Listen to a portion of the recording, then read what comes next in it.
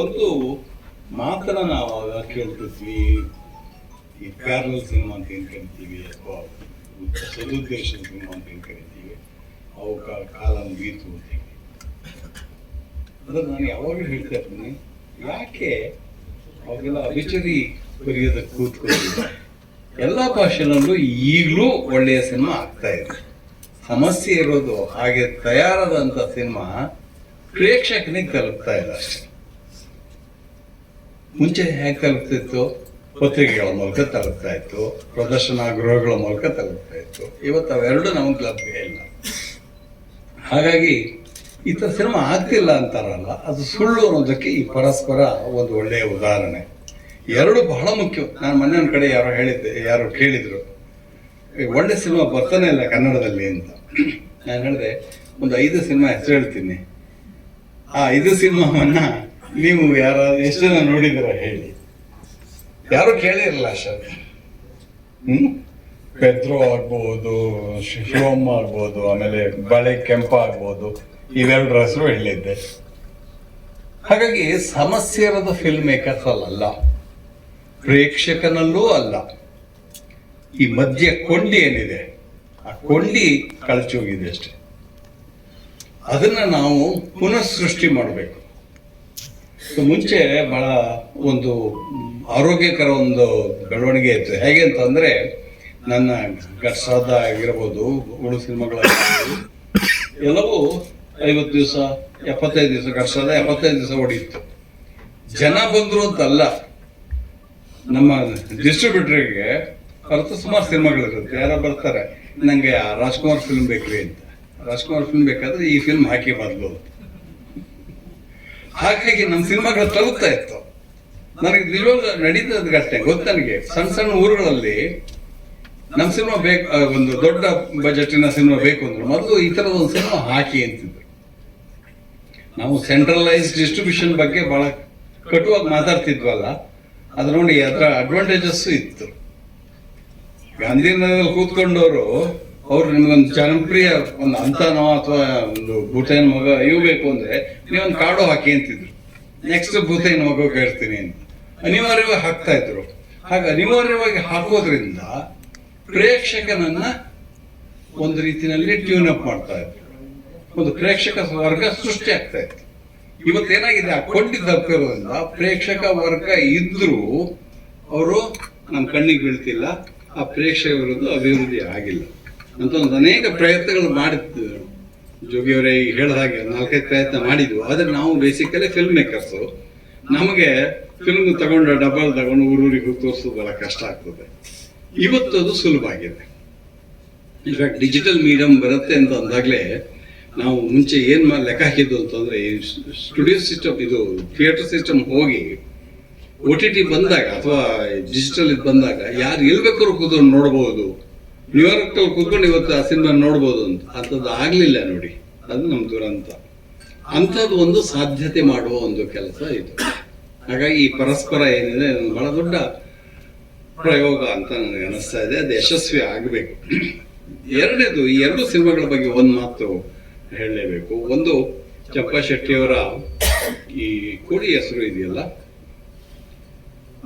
ನನಗೆ ಬಹಳ ಮುಖ್ಯವಾದ ಒಂದು ಕೃತಿ. ಯಾಕೆ ಅನ್ನಿಸ್ತಾ ಇದೆ ಅಂತಂದ್ರೆ, ಕೇವಲ ಕಥೆಯಿಂದಲ್ಲ, ಅವರು ಸಿನಿಮಾ ಭಾಷೆಯನ್ನ ದುಡಿಸ್ಕೊಳ್ತಿರೋ ಕ್ರಮ ಇದೆಯಲ್ಲ, ಅದು ಬಹಳ ಚೆನ್ನಾಗಿದೆ ಅಂತ ಅನ್ನಿಸ್ತು. ಯಾಕೆಂತಂದ್ರೆ ನಮಗೆ ಸಿನಿಮಾವನ್ನ ಒಂಥರ ವಾಸ್ತವದಿಂದ ದೂರ ಮಾಡಿ ನಾಟಕೀಯ ಇದ್ರ ಮೂಲಕ ಕಟ್ಟಬೇಕು ಅಂತ ಹೇಳ್ತಿದ್ರಲ್ಲ, ಅದು ಹೊರಟೋಗಿದೆ ಇವತ್ತು. ನಾನು ನಿನಗೇನನ್ನು ಕಟ್ಕೊಡಲ್ಲ, ನಾನು ನಿನಗೆ ತೋರಿಸ್ತೀನಿ ಅಷ್ಟೇ ಅಂತ ಶುರುವಾಗಿದೆ. ಈ ನೋಡುವ ಮತ್ತು ತೋರಿಸುವ ಕ್ರಿಯೆ ಇದೆಯಲ್ಲ, ಅದು ಸ್ವಲ್ಪ ಇವತ್ತಿನ ಗ್ರಾಮರ್. ಅದು ಪೃಥ್ವಿಯವರು ಅದನ್ನ ಹಿಂದಿನ ಫಿಲ್ಮ್ ಪಿಂಕಿಯಲ್ಲಿ ಬಹಳ ಅದ್ಭುತವಾಗಿ ಮಾಡಿದ್ರು. ಪಿಂಕಿಯಲ್ಲಿ ದೊಡ್ಡ ಸ್ಟ್ರೆಂತ್ ಏನಿದೆ, ಅದು ತೋರಿಸುವ ಮೂಲಕ ನನ್ನನ್ನ ನೋಡಲು ಪ್ರೇರೇಪಿಸ್ತಾ ಹೋಗುತ್ತೆ. ಕೋಡಿ ಹೆಸರು ಅದೇ ಸಿನಿಮಾ ಮಾಡ್ತಾ ಇದ್ದಾರೆ. ಹಾಗಾಗಿ ಈ ಸಿನಿಮಾ ಇದೆಯಲ್ಲ, ಈ ಹೊಸ ಪರಂಪರೆ ಏನಿದೆ, ಹೊಸ ರೀತಿಯಲ್ಲಿ ಭಾಷೆ ಬಳಸೋದೇನಿದೆ, ಇದು ಬರೀ ತೋರಿಸೋದಷ್ಟೇ ಆಗಲ್ಲ.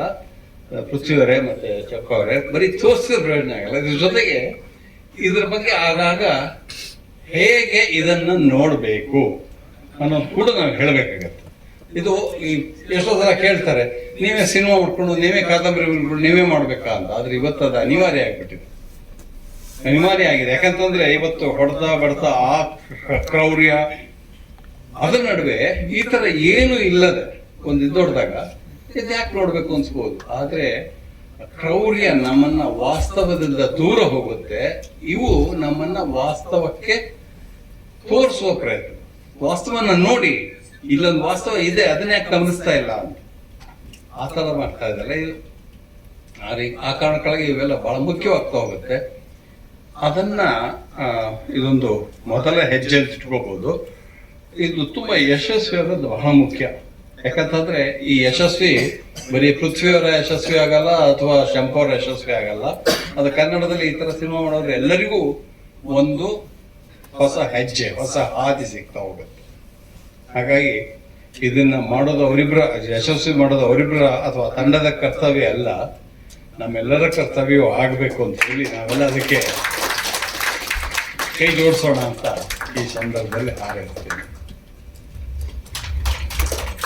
ಸೇತುವೆ ಅಂದ್ರೆ ಬ್ರಿಡ್ಜ್, ನೀವು ಮಾಧ್ಯಮ, ನಾವೆಷ್ಟು ಕಷ್ಟಪಡ್ತಿದ್ದೀವಿ, ಆ ಕಷ್ಟಕ್ಕೆ ಪ್ರತಿಯಾಗಿ ನೀವು ಈ ಸಿನಿಮಾನ ತಲುಪಿಸ್ಬೇಕು ಅನ್ನೋದು ನನ್ನ ಒಂದು ಮಾತು ಅನ್ನೋದಕ್ಕಿಂತ ಹೆಚ್ಚಾಗಿ ಒಂದು ಕೋರಿಕೆ, ರಿಕ್ವೆಸ್ಟ್. ಕೋಳಿ ಹೆಸರು ಮತ್ತೆ 17 ಈಗ ಎರಡೂ ನಮ್ಮ ಸಿನಿಮಾನೇ ಆಗ್ಬಿಟ್ಟಿದೆ. ಈಗ ನಾನು ಕೋಳಿ ಹೆಸರು ಅಂತ ಮಾತಾಡಕ್ ಆಗಲ್ಲ. ಪರಸ್ಪರ ಒಂದಾಗ್ಬಿಟ್ವಿ ಅಂದ್ರೆ, ಸಮ್ಮಿಶ್ರ ಸರ್ಕಾರ ಮಾಡ್ತಿದೀವಿ ಅಂದ್ರೆ ನಾವು ಒಂದೇ ಸರ್ಕಾರದ ಬಗ್ಗೆ ಮಾತಾಡಕ್ ಆಗಲ್ಲ. ಸೊ ಈಗ ನಾವು ಪರಸ್ಪರ ಇದ್ದೀವಿ. 17 ಮತ್ತೆ ಕೋಳಿ ಹೆಸರು 26ನೇ ತಾರೀಕು ಬಿಡುಗಡೆ ಆಗ್ತಿದೆ. ಸಿನಿಮಾದಲ್ಲಿ ನಟಿಸಿದ ಅದ್ಭುತ ಅನುಭವ ನಂದು. ನೀವು ಸಿನಿಮಾ ನೋಡಿ, ಸಿನಿಮಾನ ಎಲ್ಲರಿಗೂ ದಾಟಿಸಿ, ಈ ಪರಸ್ಪರ ಜೊತೆ ನೀವು ನಿಲ್ಲಿ. Thank you. ಸೊ ಚಂಪಾ ಅವ್ರು ನನಗೆ ಒಂದಿನ ಫೋನ್ ಮಾಡಿ ನಾವು ಈ ಥರ ರಿಲೀಸ್ ಮಾಡಬೇಕು, ನಿಮ್ದೇನು ಯೋಚನೆ ಇದೆ ಅಂತ ಕೇಳಿದ್ರು. ನಾವು ಮಾಡಬೇಕು ಅಂತಿದ್ದೀವಿ ಅಂತ ಹೇಳಿದೆ. ಆಮೇಲೆ ಅವರು ಒಟ್ಟಿಗೆ ಮಾಡೋಣ ಅಂತಂದರು. ನನಗೆ ಆ್ಯಕ್ಚುಲಿ ಇಮಿಡಿಯೇಟ್ಲಿ ಅದು ಒಳ್ಳೆ ಐಡಿಯಾ ಅಂತ ಅನ್ನಿಸ್ತು. ನಾನು ಇಮಿಡಿಯೇಟ್ಲಿ ಮಾಡೋಣ ಅಂತಂದೆ. ಇನ್ಫ್ಯಾಕ್ಟ್ ನನ್ನ ಇಂಟೆನ್ಷನ್ ಇದ್ದಿದ್ದು ಸಾಧ್ಯ ಆದರೆ ಇದ್ರ ಜೊತೆ ಇನ್ನೂ 1-2 ಸಿನಿಮಾಗಳನ್ನ ಸೇರಿಸ್ಕೊಳ್ಳೋಣ ಅಂತ. ಇನ್ಫ್ಯಾಕ್ಟ್ ಒಂದು ಸಿನಿಮಾ ನಾವು ಕೇಳಿದ್ವಿ ಕೂಡ, ಬಟ್ ಅವರ ಯೋಚನೆಗಳು ಬೇರೆ ಇತ್ತು, ಹಾಗಾಗಿ ಅದು ಆಗಲಿಲ್ಲ.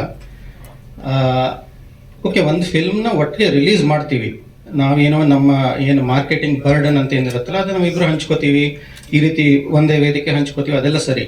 ಆದರೆ ಜನಗಳನ್ನ ಹೇಗೆ ಕರ್ಕೊಂಬರೋದು? ಯಾಕಂದ್ರೆ ನನ್ನ ಹಳೆ ಎಕ್ಸ್ಪೀರಿಯನ್ಸ್ ಪ್ರಕಾರ ನಾನು ನೋಡಿರೋ ಹಾಗೆ, ಒಂದ್ಸರಿ ಸಿನಿಮಾನ ನೀವು ರಿಲೀಸ್ ಮಾಡಿದ್ಮೇಲೆ ಜನಗಳನ್ನ ಮೊಬಿಲೈಸ್ ಮಾಡೋಕ್ಕಾಗಲ್ಲ.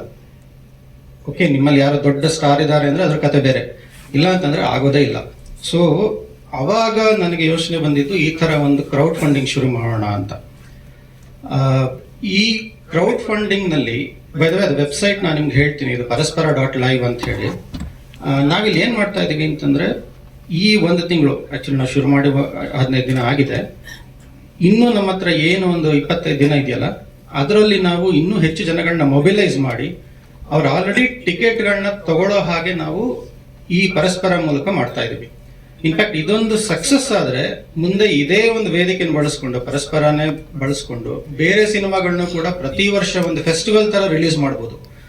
ಅದು ಒಂದು ನಾರ್ಮಲ್ ರೆಗ್ಯುಲರ್ ರಿಲೀಸೇ ಇರುತ್ತೆ, ಆದರೆ ಒಂದು ಫೆಸ್ಟಿವಲ್ ರೂಪ ಕೊಡ್ಬೋದು ಅದಕ್ಕೆ. ಸೊ ಈ ಒಂದು ಯೋಚನೆ ಇದೆ, ಬಟ್ ಅದಕ್ಕೆ ಮೊದಲನೇದಾಗಿ ಈ ಪ್ರಯತ್ನ ಸಕ್ಸಸ್ ಆಗಬೇಕು.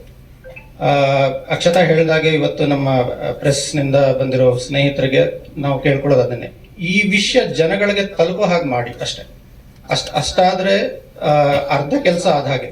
ಇನ್ನು ಜನಗಳು ಮುಂದೆ ಬರ್ತಾರೆ ಅಂತ ನಂಬಿಕೆ ನನಗಿದೆ. So thank you so much. ಒಂದೇ ಕೃತಿನ ಜನಕ್ಕೆ ತಲುಪಿಸ್ಬೇಕು ಅನ್ನೋದು ಅಷ್ಟೇ ಮುಖ್ಯ.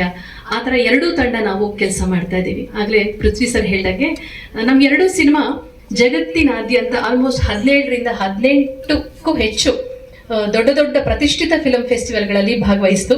ತಮಾಷೆ ಅಂದ್ರೆ ಯಾವ ಫೆಸ್ಟಿವಲ್ ನೋಡಿ ಲೈನ್ ಅಪ್ ನಲ್ಲಿ ಕನ್ನಡದ 17 ಕೋಳಿ ಹೆಸರು 17 ಹೀಗಿರ್ತಾ ಬರ್ತಿತ್ತು.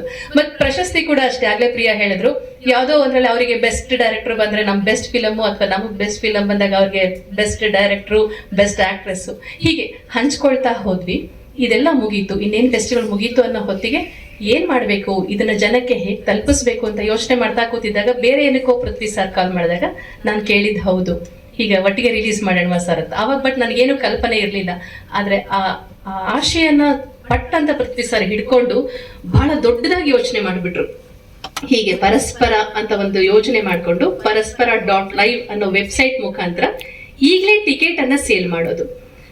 ಆದ್ರೆ ತುಂಬಾ ಜನ ಕನ್ಫ್ಯೂಸ್ ಆಗುತ್ತೆ, ಇದೇನ್ ಪ್ರೈವೇಟ್ ಶೋಸಾ ಅಂತ. ಖಂಡಿತ ಅಲ್ಲ. ಎಲ್ಲ ಸಿನಿಮಾ ಹೇಗೆ ರಿಲೀಸ್ ಆಗ್ತಿದೆ ಹಾಗೆ 26ನೇ ತಾರೀಕು ಅದೇ ರೀತಿಯಲ್ಲಿ ರಿಲೀಸ್ ಆಗುತ್ತೆ ಥ್ರೂ ಡಿಸ್ಟ್ರಿಬ್ಯೂಟರ್. ಎಲ್ಲ ಬೇರೆ ಬೇರೆ ಆಲ್ ಮಲ್ಟಿಪ್ಲೆಕ್ಸಸ್, ಎಲ್ಲ ಕರ್ನಾಟಕದಾದ್ಯಂತ ಎಲ್ಲ ಮಲ್ಟಿಪ್ಲೆಕ್ಸ್ ಥಿಯೇಟರ್ಗಳಲ್ಲಿ ಎರಡೂ ಸಿನಿಮಾಗಳು ಬೇರೆ ಬೇರೆ ಅಂದ್ರೆ ಟೈಮ್ ಬೇರೆ ಬೇರೆ ಇರುತ್ತೆ.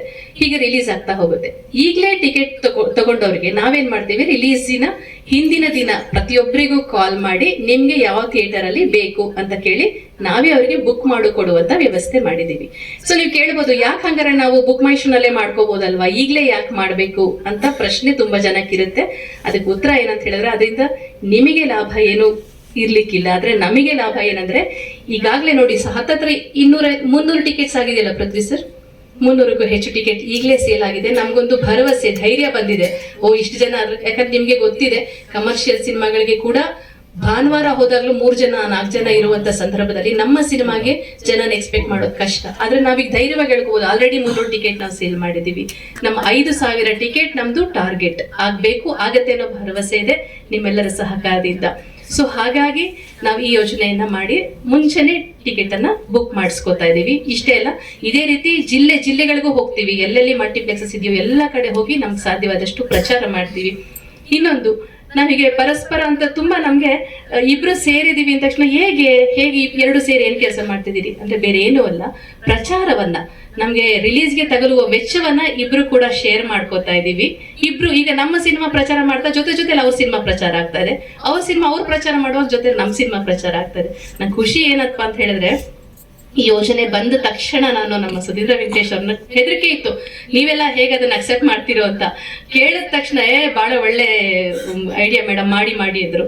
ಜೋಗಿ ಸರ್ ಆಗ್ಲಿ, ಗಿರಿ ಸರ್, ಕಾಸರವಳ್ಳಿ ಸರ್ ಆಗ್ಲಿ, ಎಲ್ರು ಯಾರಿಗೆ ಹೇಳಿದ್ರು ಕೂಡ ಸರ್ ಇದುವರೆಗೆ ಒಬ್ರು ಇದ್ರ ಬಗ್ಗೆ ನೆಗೆಟಿವ್ ಮಾತಾಡಿಲ್ಲ. ಪ್ರತಿಯೊಬ್ರು ತುಂಬಾ ನಮ್ಗಿಂತ ಹೆಚ್ಚು ಎಕ್ಸೈಟ್ಮೆಂಟ್ ಅಲ್ಲಿ ಒಳ್ಳೆ ಕೆಲಸ ಮಾಡಕ್ ಹೊರಟಿದ್ದೀರಾ, ಮಾಡಿ ನಾವಿದೀವಿ ಅಂತ ಇಡೀ ಚಿತ್ರರಂಗ ನಮ್ ಜೊತೆ ನಿಂತಿದೆ. ಅದು ನಮ್ಗೆ ತುಂಬಾ ಖುಷಿ ಆಗ್ತಾ ಇದೆ. ಸೊ ಒಳ್ಳೆ ಉದ್ದೇಶದಿಂದ ಹೊರಟಿದೀವಿ. ಇನ್ನೂ ಒಂದು ಹೇಳ್ಬೇಕು, ಸಮಾನೆಗೂ ಪರಸ್ಪರ ಇಬ್ರು ಸೇರಿದಾಗ ಏನೋ ಒಂದು ಸಣ್ಣ ಪುಟ್ಟ ಮನಸ್ತಾಪಗಳು ಅಥವಾ ಏನೋ ಆಗ್ಬಹುದು ಅನ್ನೋ ಭಯ ಬೇರೆಯವ್ರಿಗಿದೆಯೋ, ನಮಗಂತೂ 100ಕ್ಕೆ 100 ಇಲ್ಲ. ಯಾಕೆ ಅಂದ್ರೆ ಸರ್ ನಿಮ್ದು ಟ್ರೈಲರ್ ಫಸ್ಟ್ ರಿಲೀಸ್ ಅಯ್ಯೋ ಮಾಡಿ ಮೇಡಮ್ ಅಂತ, ಇಲ್ಲ ನೀವು ಮಾಡಿ ಸರ್, ಈ ತರ 1.5 ತಿಂಗಳಿಂದ ನಾವು ಒಟ್ಟಿಗಿದ್ರು ಕೂಡ ತುಂಬಾ ಹೊಂದಾಣಿಕೆಯಿಂದ ಹೋಗ್ತಾ ಇದೀವಿ. ಈ ಹೊಂದಾಣಿಕೆ ಇವತ್ತು ಮಾತ್ರ ಅಲ್ಲ, ಚಿತ್ರ ರಿಲೀಸ್ ಆಗುವವರೆಗೂ ಆದ್ಮೇಲೆ ಇನ್ನು ಎಷ್ಟು ಸಿನಿಮಾಗಳು ಮಾಡಿದ್ರು ಕೂಡ ಈ ತರ ಸದಭಿರುಚಿಯ ಸಿನಿಮಾಗಳನ್ನ ಒಟ್ಟೊಟ್ಟಿಗೆನೆ ರಿಲೀಸ್ ಮಾಡ್ತೀವಿ.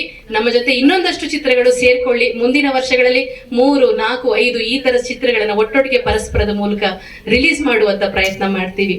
ಸೊ ಕೇಳ್ತವ್ರೆಲ್ಲರೂ ಕೂಡ ತುಂಬಾ ಪ್ರೀತಿಯಿಂದ ಸಹಕರಿಸಿದ್ದೀರಿ. ಇಷ್ಟೇ ಸಹಕಾರ ಕೊನೆವರೆಗೂ ಇರ್ಲಿ ಅಂತ ಕೇಳ್ಕೊತಾ ಇದ್ದೀನಿ. ನಿಮ್ಮೆಲ್ರಿಗೂ ತುಂಬಾ ಥ್ಯಾಂಕ್ಸ್.